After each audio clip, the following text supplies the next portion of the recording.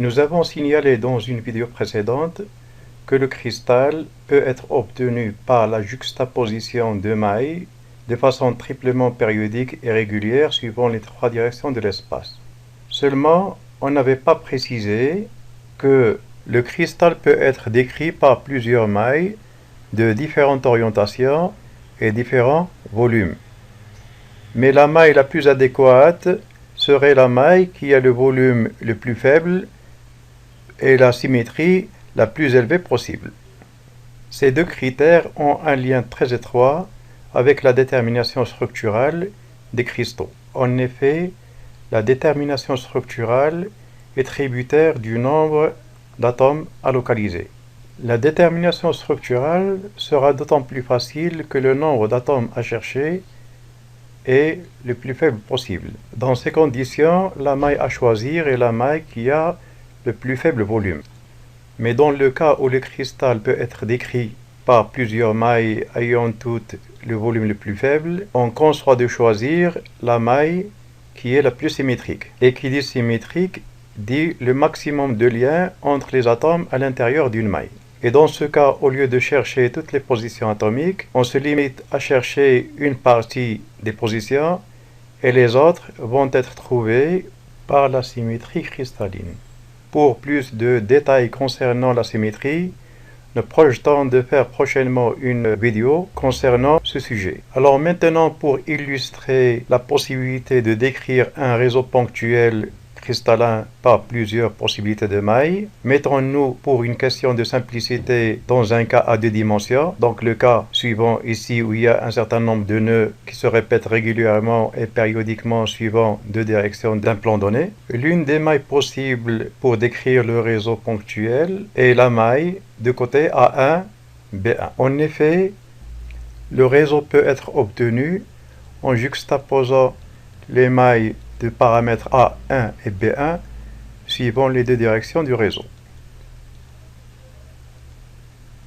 Le même réseau maintenant peut être décrit par une maille d'une autre forme, donc une maille de paramètres A2, B2, de telle sorte que l'angle entre les paramètres n'est plus droit. Alors pour avoir tout le réseau, il suffit tout simplement de juxtaposer ces mailles l'une à côté de l'autre suivant les deux directions du réseau.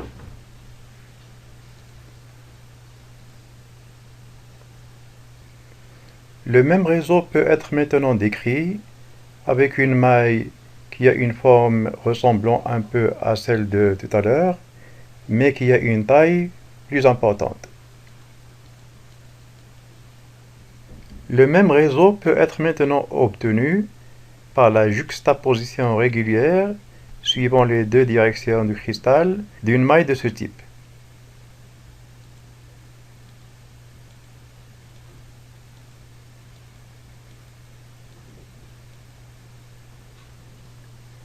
Le réseau peut être décrit également par une maille beaucoup plus grande que les autres et qui fait exactement 4 fois la première maille que nous avons déjà vue.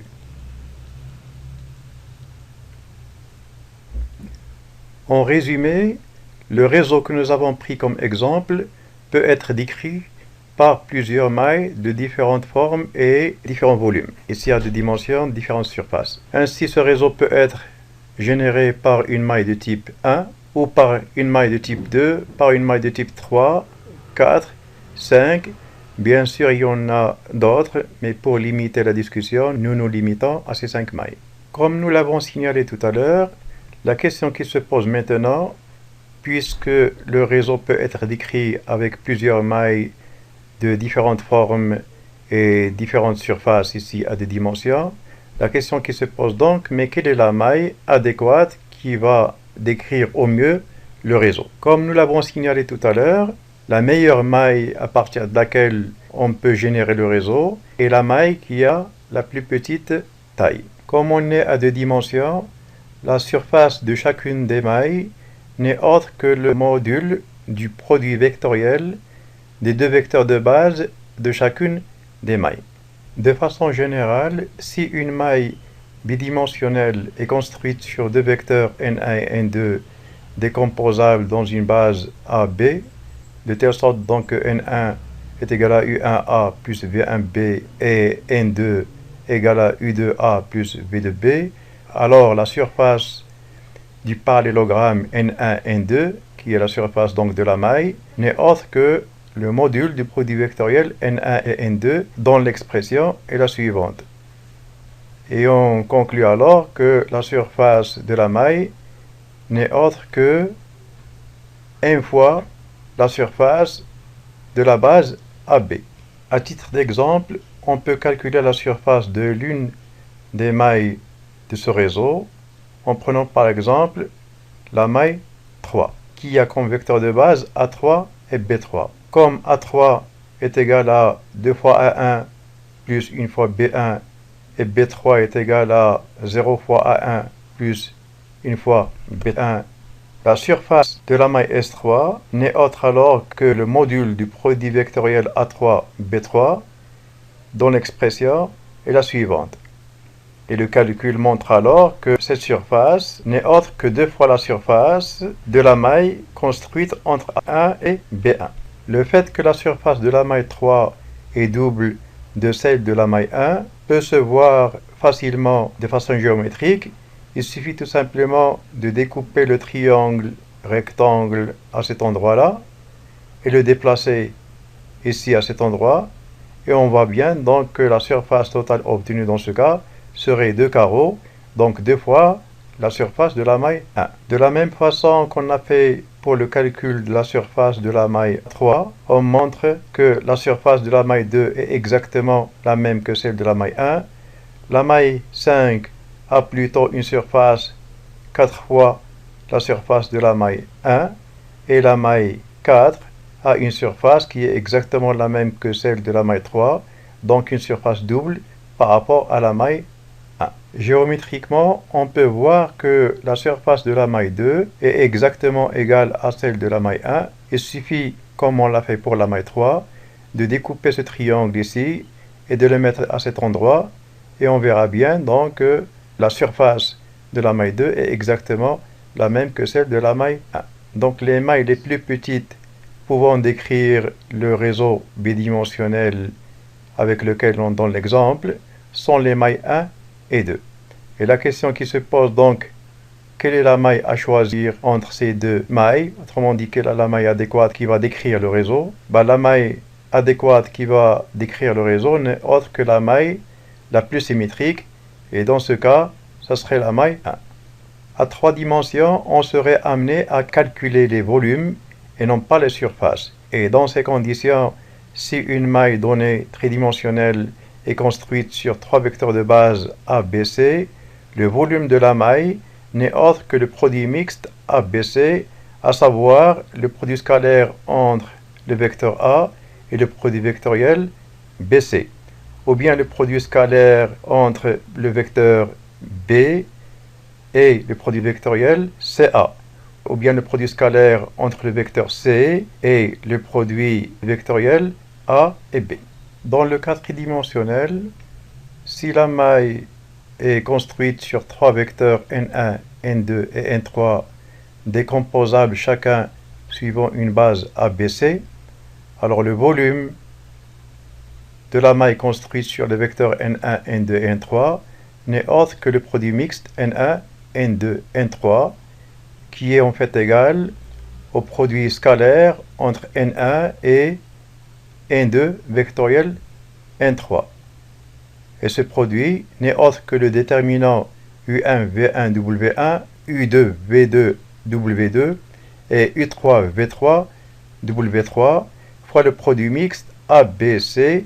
Ce dernier n'est autre que le volume de la maille de côté A, B, C. Et le volume V de la maille construite sur les vecteurs N1, N2 et N3 est exactement 1 fois le volume de la maille ABC.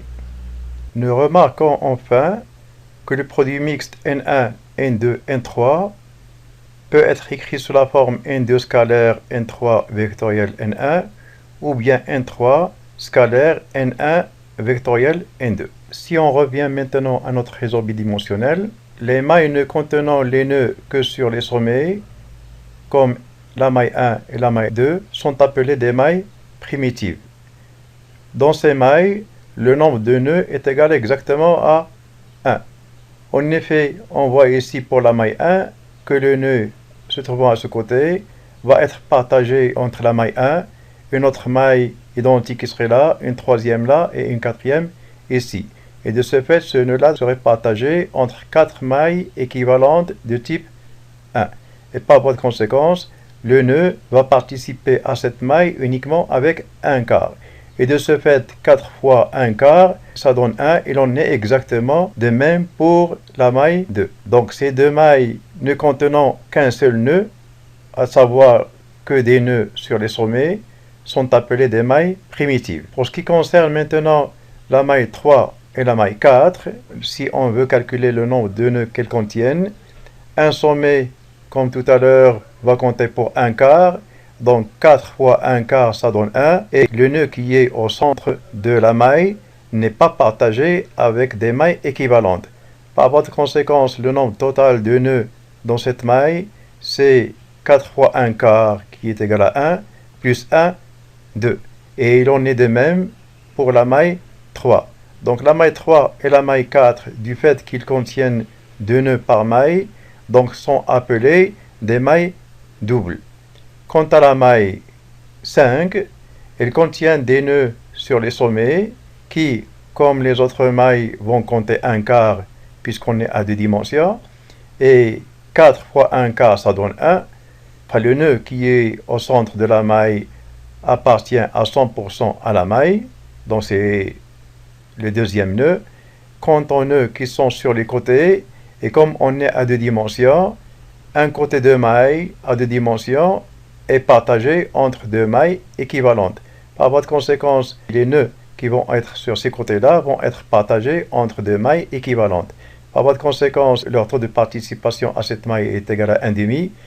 Et dans ces conditions, le nombre total de ces atomes est égal à donc 1, 2, 3, 4 fois 1,5, ce qui donne 2. Et 4 fois 1 quart, ça donne 1, donc 3 nœuds, et le nœud qui est à l'intérieur, donc en fait, cette maille contient 4 nœuds. Comme la maille 5 contient 4 nœuds et la maille 1 ne contient qu'un seul, il est de toute évidence que la surface de la maille 5 est 4 fois la surface de la maille 1. De même, puisque les mailles 3 et 4 contiennent 2 nœuds par maille, leur surface est exactement le double de celle de la maille 1, et la maille 2 a un seul nœud, par voie de conséquence, elle a la même surface que la maille 1, ce que nous avons déjà signalé tout à l'heure lors de l'étape des calculs analytiques des surfaces.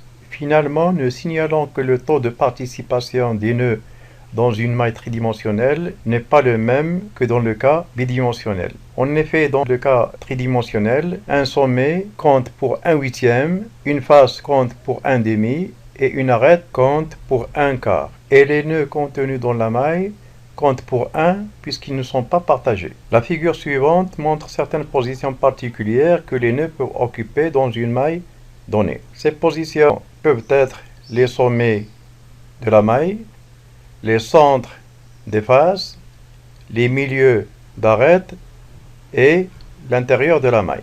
Pour ce qui concerne les sommets de la maille, leur taux de participation à la maille de référence est de 1/8, puisque un sommet appartient à la maille de référence, à une maille qui lui est à droite, à la maille qui est derrière et à une maille qui lui est diagonale, suivant la direction -1, 1, 0, et aux mailles qui sont au-dessus de ces 4 mailles-là. Quant au centre des faces, leur taux de participation est de 1/2, puisqu'une face est commune à 2 mailles adjacentes. Pour ce qui concerne maintenant les milieux d'arête, leur taux de participation à la maille est de 1 quart, puisque chaque arête appartient à la maille de référence, à la maille qui lui est à droite, à la maille qui est derrière et à la maille qui lui est diagonale, suivant la direction -1, 1, 0.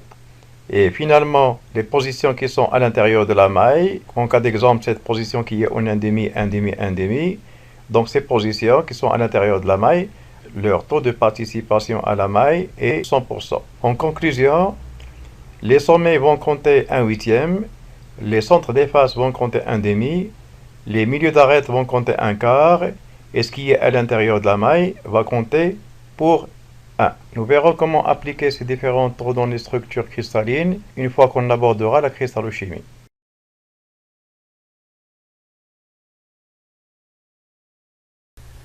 J'espère que la présente vidéo vous a bien servi et à la prochaine.